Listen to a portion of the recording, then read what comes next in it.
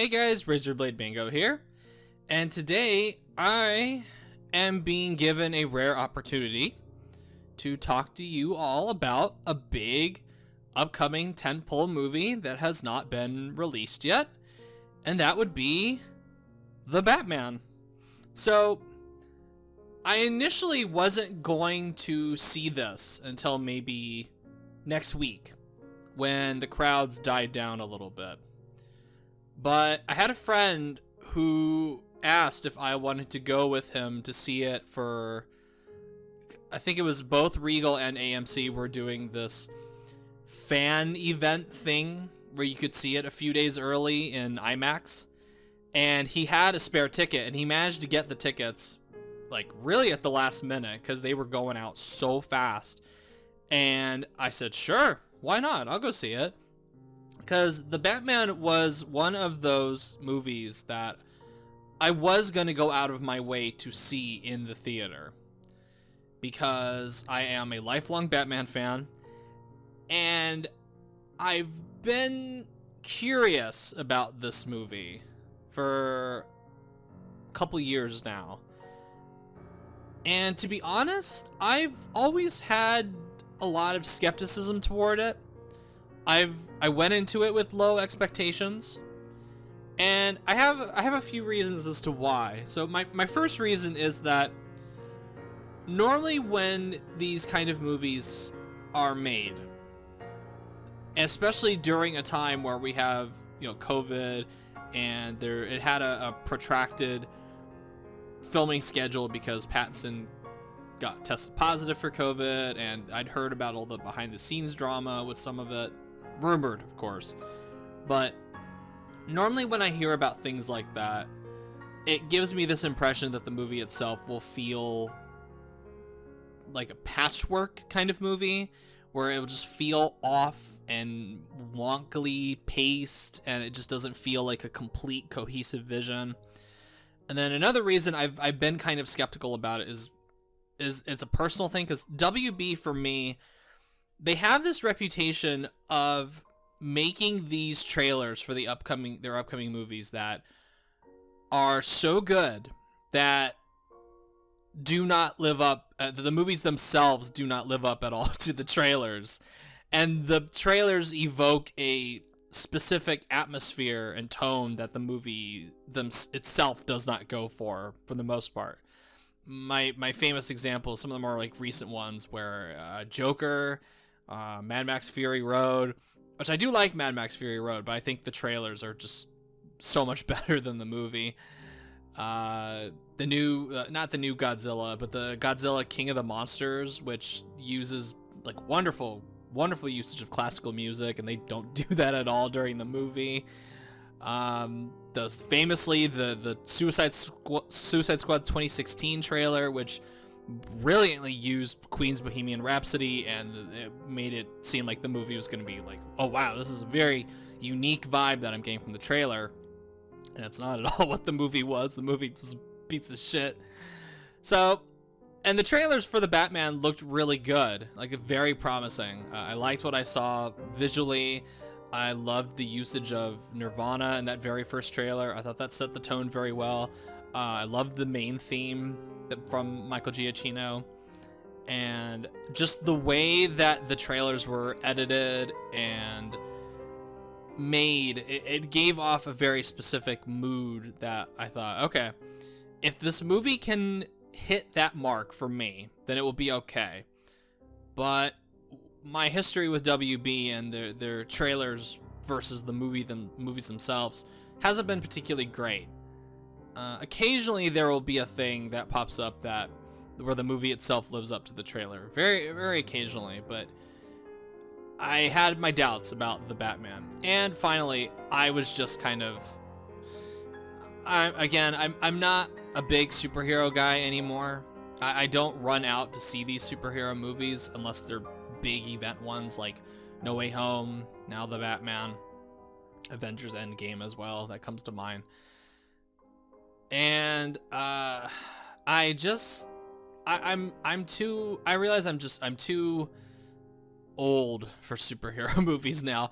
I've reached that phase of my life where I'm the old man yelling at the clouds, where I think, oh god, these superhero movies suck. They just poison the well for all these other big tentpole movies, these studios, and I particularly blame Disney and Marvel for that. But so I went to go see the Batman, and I'm relieved to say that I really, really liked it. And well, as I say that, I have a big smile on my face, because it's nice to go into a movie, because I'd heard going into it, I avoided a lot of reviews, but I'd heard going into it, it's great. My buddy sent me he said like, oh, IGN gave it a 10 out of 10. I was like, so what? Like, that makes me even more concerned about the movie. I sure as hell don't trust IGN for their game reviews, and even less so for their movie reviews, because they can't film critique for shit in any kind of meaningful way. So and normally when these movies get hyped up like this, I think to myself, oh no, it's gonna be something where all these stupid mainstream critics are gonna like it, and I'm gonna be the guy that's like, no, this sucks. But I don't think the Batman is some like 10 out of 10 masterpiece. I wouldn't even go so far as to say it's great, but it is very enjoyable. It is a lot of fun. And the weird thing that a lot of people had going into the movie that I was actually more positive about and much more hopeful was the casting of Robert Pattinson as Batman and Bruce Wayne. When that was announced, a lot of people were like, really? Like, seriously? Fucking Robert Pattinson? Are you kidding me? Twilight? And for anyone who judges Robert Pattinson just based on Twilight, that's a dead giveaway that they've never seen anything else that he's been in since Twilight. Like, that's a dead giveaway. Because Robert Pattinson is, and I'm gonna say this, and this is not a controversial opinion. I don't think this is a controversial opinion at all. He is one of our best living actors. The moment he broke away from Twilight and was like done with that series, he went on to become one of the most like fucking versatile, interesting, compelling actors currently out there. And literally, like, the moment like Breaking Dawn Part 2 ended is when he started delivering things like The Rover, which he gives one of the most phenomenal performances I've ever seen in that movie. He's in Good Time. He's in The Lighthouse. He's in Tenet. He's in The Devil All the Time. Now he's in the Batman. Like, this guy has range. He has a lot of range when it comes to acting. And that's not even, like, half of the movies that he's been in since Twilight. And this guy is a chameleon when it comes to performances. And just like some of those movies I've mentioned, The Rover, Good Time, Lighthouse, Tenet, all four of them, very different performances, very different characters. And this guy is a chameleon. Robert Pattinson has a lot of range as an actor. And I've seen it to where he has this inner repressed rage that will explode when prompted. And that's when I heard that he was going to be Batman, I thought, that is great casting. That is perfect casting for a young, much more ruthless Batman. And a lot of people were like, ugh, oh god, Robert Pattinson, whatever. But I always had faith that Robert Pattinson was going to be good. And Robert Pattinson is fan-freaking-tastic as Batman. He's so good. And he works, I think he's like a little bit less successful as Bruce Wayne. But it's kind of the character that he's going for in his interpretation of it. And then you see him as Batman, and in the suit, he's like alive, and he has like the scowl down to a T. He's menacing, he's intimidating, he has a very physical presence, and I don't know what percentage of the fights he did himself versus stunt people, but you can tell that, like, some of it is him, and he's very athletic. He really sells you on the fact that this guy is a more than capable brawler, and it's awesome. And I was so happy with his performance as Batman. And I'm gonna go out on a limb. Even with this one movie, he is my second favorite live-action Batman ever. Second only to Ben Affleck. And I know a lot of people are gonna hear that and go like, what the fuck? Ben Affleck is your favorite Batman? Yeah, Ben Affleck is my favorite Batman. If you want more info on that, I have a video about Batman v Superman where I talk about how that is a very underrated gem, for me at least. So go watch that if you want to learn about my love for Batfleck. But Robert Pattinson is fantastic as Batman. He carries this movie. And where some other faults with the movie are, the one thing they needed to get right was him as Batman, and sell me on that. And they did, with flying colors. Like, he's fantastic. The rest of the cast is a little bit more of a mixed bag. I love Jeffrey Wright as Gordon. He's so good. Jeffrey Wright is a really great actor on his own terms, and he's probably, I would say, even more so than maybe Gary Oldman. I'd say he's probably my favorite Commissioner Gordon. He's not Commissioner in this movie yet, but he's great. Jeffrey Wright is so good. And you have the legendary John Turturro as Falcone, and he's great. You have Andy Serkis as Alfred, who's good. Not in it as much as I thought, but he's very good. One of the standouts, surprisingly for me, was Colin Farrell as Cobblepot, Penguin. I'm not a big Colin Farrell fan. I'm usually not really into his performances, but he is really fucking good as Penguin, and he's unrecognizable. Like, my friend didn't know who that was, and I'm like, do you know who that is? And he's like, no. And I'm like, that's Colin Farrell. And he's like, are you fucking kidding me? That's Colin Farrell? And I was like, yep, he is.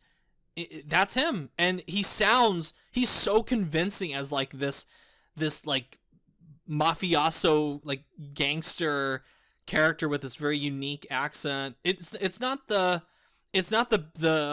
like Cockney kind of accent that Penguin normally has, but it's very like New York kind of mobster accent. And Colin Farrell, I think he's fucking Irish, and he pulls it off like extremely well. But the rest of the cast, I'm a little bit more mixed on. I'm not 100% on board with Zoe Kravitz as Catwoman, nor Paul Dano as the Riddler. I think the Riddler, for the most part, he's fine, but when he has to deliver some of the more over-the-top moments, especially in scenes that are meant to be like tense and taken seriously, he comes across as way too goofy, like Frank Gorshin goofy. And then you have Zoe Kravitz, who she's okay, but I don't think she's really got she doesn't have like the it factor of Catwoman. I don't think she's as good as Michelle Pfeiffer, for example. I think she's better than Anne Hathaway, definitely. I was not crazy about Anne Hathaway as Catwoman, but I thought she was okay, but not enough to convince me of the tried and true Batman Catwoman dynamic that they have in the comics and that they have in some of the movies. It's not quite there, but maybe if she comes back, maybe she'll be better. But the other big factor of this movie that is stellar, and it's also something that they need to get right, was the atmosphere, which, more so than any other Batman movie, this movie, its main goal, above like storytelling, above acting, above character stuff, I could tell that the main goal that Matt Reeves and his team were going for, was establishing a unique atmosphere. And that is what this movie does with flying colors. It's similar to how Pattinson nails the role of Batman. Matt Reeves and his team have absolutely nailed the feel of a Batman movie, where this movie has so many wonderful creative visuals, striking cinematography, beautiful music, and the music and the visuals complement each other flawlessly. The the cinematography by Greg Fraser it's dark and with a lot of like harsh contrasting colors and just such creative staging of some of the best like Batman images you will ever see. Like that shot, it's unfortunate that the trailers spoil a lot of the best shots. Pretty much all the best shots in the movie are in the trailer. Like that amazing creative shot of where we see Batman walking from the Batmobile with the wall of fire around him, and it's like the upside down POV from Penguin's perspective. That with the Batman walking towards him. That is like one of the best Batman shots I've ever seen. It's amazing. It's amazing. It was amazing in the trailer. It was even more amazing to see it in IMAX. And then there's another shot too of Batman when he has this like flare and he's walking through the water with this crowd of people behind him, and we see it from like a bird's eye view, and it's so beautiful, just like the geometry that goes into the staging of these sequences in order to create this mood and this vibe and the mise en scene of it, to use a snobby film term, but it really is like I appreciated that Matt Reeves was going for the mindset of let's do a lot of the visuals, do the talking, even though there's a lot of talking in this movie because it's a detective story. There has to be talking. Matt Reeves, his main goal was to create beautiful visuals and establish an atmosphere that feels faithful to the comic book, and I thought they did that so extraordinarily well in this movie. Whatever other flaws I have with this movie, and I'll get into those, the one thing that I will always go back to with this movie, besides Pattinson as Batman, it's the atmosphere. Like it was intoxicating. It's probably, not including Zack Snyder's stuff, which I think Batman v Superman and Justice League have better cinematography, slightly better cinematography. I think out of all the others, like the Tim Burton movies, the Joel Schumacher movies, the Nolan movies, out of all of them, this is the one that I find the most visually appealing. Now, as far as problems that I have with the movie, my big issue with it is that I think it's too long, for one thing. And I'm not really sure what I'm supposed to get out of it on a deeper level, because a lot of the things I've talked about are just surface level things, like the performances and the acting. But as far as themes, I would probably need to see it again to kind of, now that the honeymoon phase is over, kind of for this movie for me, I can get into the nitty gritty of what it's trying to do on like a subtextual or a thematic standpoint, because it kind of got a little lost for me because I was so focused on the visuals, because I was just repeatedly stunned by how good they looked.